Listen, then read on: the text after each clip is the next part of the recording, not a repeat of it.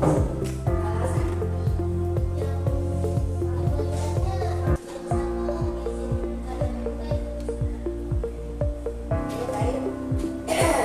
langsung saja. Pada minggu yang lalu adik-adik telah mempelajari materi tentang PIK. Kira-kira sudah pada materi apa pada minggu yang lalu? Siapa yang masih ingat?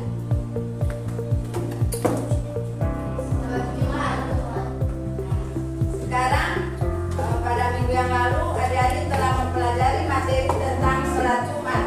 Nah, sekarang masih tetap materi yang sama, tetapi dalam hal ini masih tetap lanjutan dari materi sholat Jumat. Tetapi di sini menyangkut materinya itu tentang hukum melewati orang yang lagi sholat. Bagaimana DP hukumnya melewati orang yang lagi sholat? Itu yang menjadi lanjutan dari materi tentang sholat Jumat. Karena kebiasaan adik-adik itu kalau sedang sholat, ada yang tidak mengetahui DP adab melewati orang yang sedang sholat itu, ya. Jadi harus adik-adik ketahui itu. Kalau orang yang sedang sholat itu tidak bisa sembarang melewati, ya.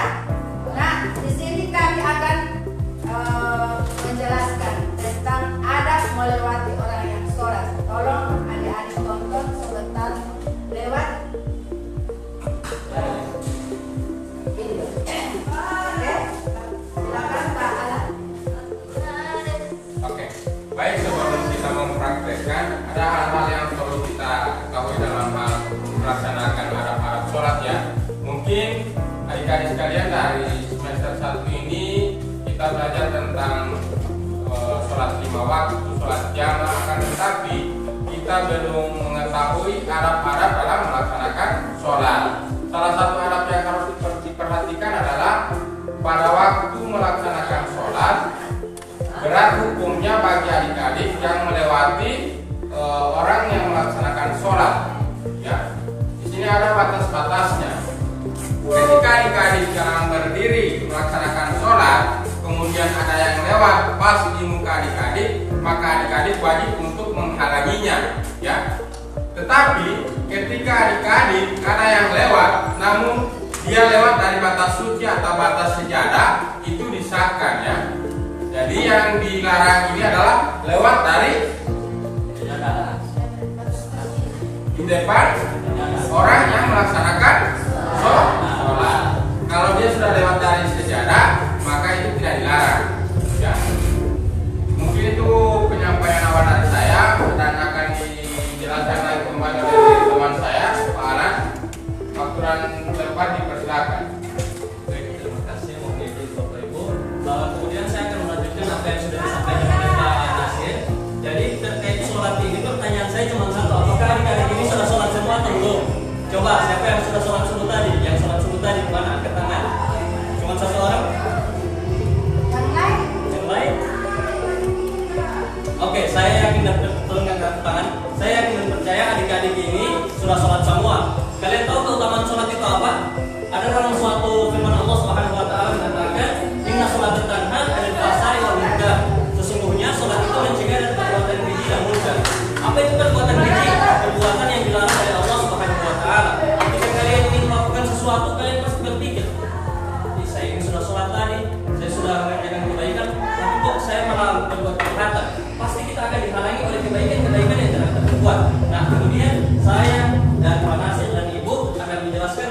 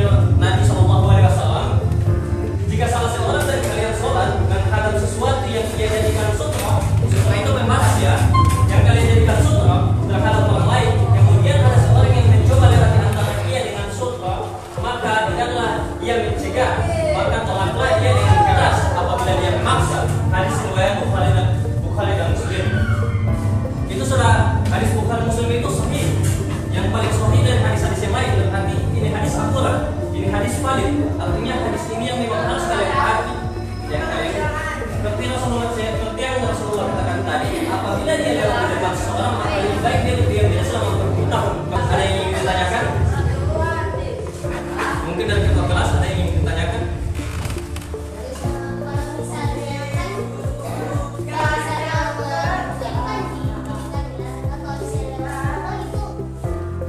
Oke, lagi ada? Oke, mungkin saya jawab dulu ya, Pak. Nah, kalau kita larangan di sini ketika kita lewat di depan orang sholat, contohnya, lihat saya dengan kepanasan untuk praktekan ya.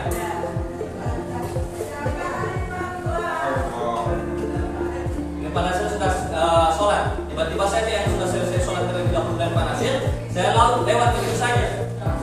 Nah, panasin wajib menerangi saya. Apabila saya memaksa, kata Ibnu Umar radhiyallahu anhu, apabila ada seorang yang memaksa, maka cegahlah. Dan apabila dia lebih keras memaksa, maka bunuhlah dia di depan. Paham? Tapi kalau dulu di sini teman-teman jangan salah artikan. Jangan salah artikan. Bukan berarti kita mengeksekusi sesuatu di tempat itu, karena sebaik-baiknya pengadilan manusia masih ada yang mengadili kita, yaitu Allah Subhanahu wa Ta'ala. Kemudian lanjut, saya akan tampilkan lagi di layar.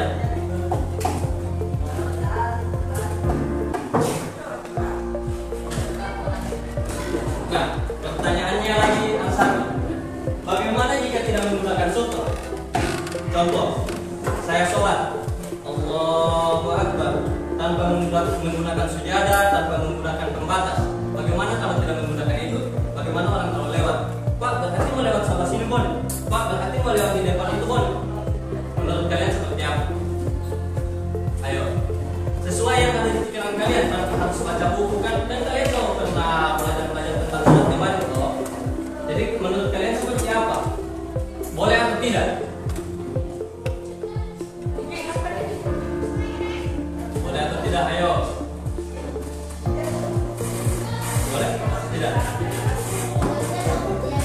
Kamu kan?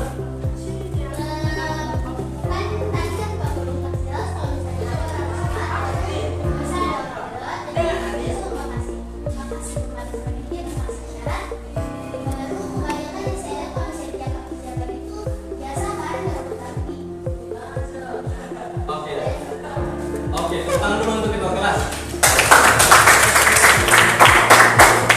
Jadi sekalipun tidak ada pembatas di antara orang sholat dan orang lewat, kita tidak bisa lewat di depan orang yang sholat. Ada beberapa ulama juga berpendapat, apabila kalian melewati orang yang sedang sholat dan orang yang sholat tersebut itu, jika tidak memakai sutra, maka pembatasnya itu antara dia dan sujudnya. Boleh satu orang untuk praktekan, satu orang laki-laki. Ayo. Ya, pakai sutra. Iya.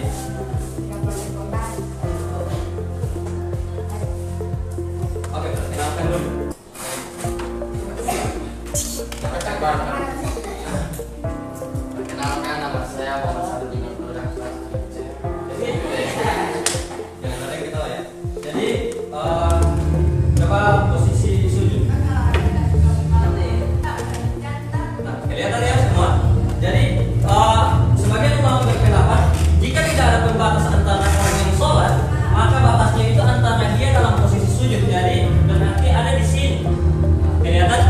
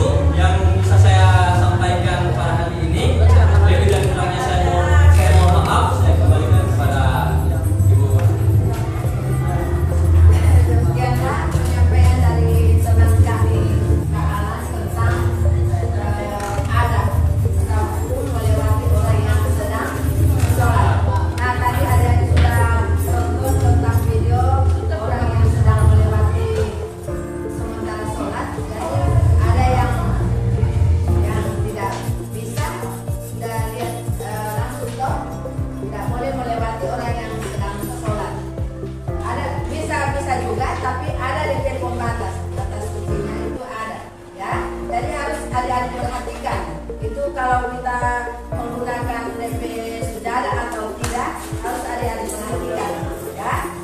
DP batas sudah adik-adik lihat kalau sedang sujud kemudian tidak pakai DP batas atas alas sajadah, itu harus kita perhatikan pada saat sedang sujud. Kalian perhatikan pada jarak melewati. Nah itu yang posisinya kita langsung lihat pada saat adik-adik ketika melewati, jangan sembarang melewati orang yang sementara sholat ya. Jadi untuk adab sholat ini kita melihatnya secara refleks itu hal-hal yang kecil, akan tetapi dia memiliki dampak besar ya, dampak besar bagi kita sekalian. Jangan kalian mencoba untuk bisa mempraktekkan dengan adanya para ulama yang mengatakan bahwa harus dieksekusi di tempat. Nah, jangan seperti itu ya. Kita harus menegur dulu dengan tangan kita.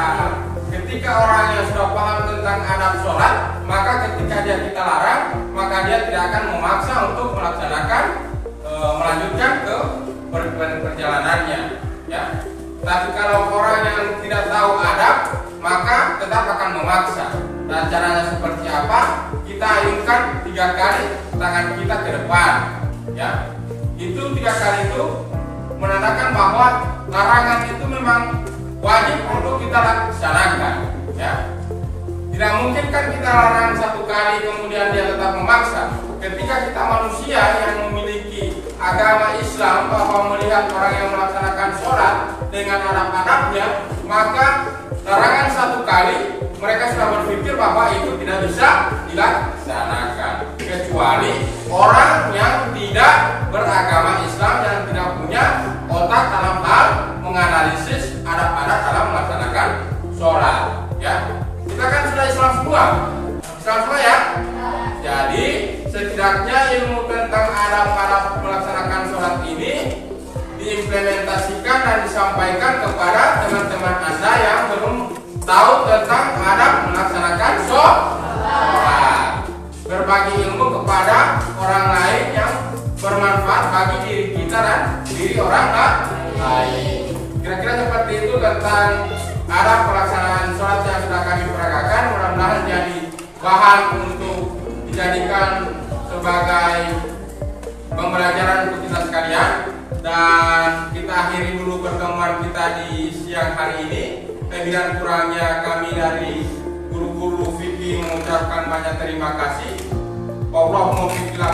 Assalamualaikum warahmatullahi wabarakatuh.